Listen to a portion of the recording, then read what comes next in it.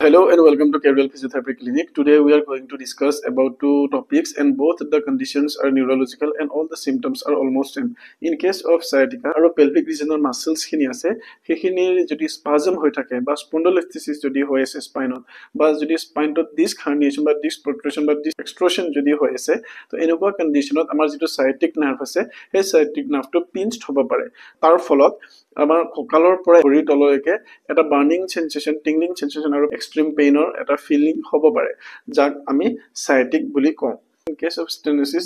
the spine is compressed. The neural foramina is also compressed. আৰু এটা যদি হৈছে তেতিয়াহলে আপোনাৰ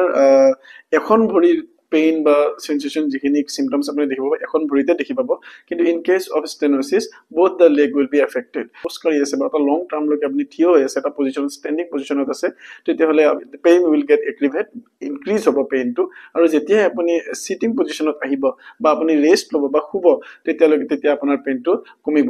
আপুনি এনেকুৱা ধৰণৰ symptoms আপোনাৰ শৰীৰত দেখি পাইছে তেতিয়াহলে আপুনি এজন ভাল ফিজিঅথেৰাপিষ্টৰ কনসালটেশন ল'ব পাৰে যদি আপুনি আমাৰ পৰা কনসালটেশন ল'ব বিচাৰিছে আমাৰ তলত দিয়া নম্বৰত আপুনি কন্টাক্ট কৰি পেলাই অনলাইন কনসালটেশন বা আপয়েন্টমেন্ট ল'ব পাৰে আৰু ক্লিনিক ভিজিট কৰিব পাৰে তলত এড্ৰেছটো দিয়া থাকিব থ্যাংক ইউ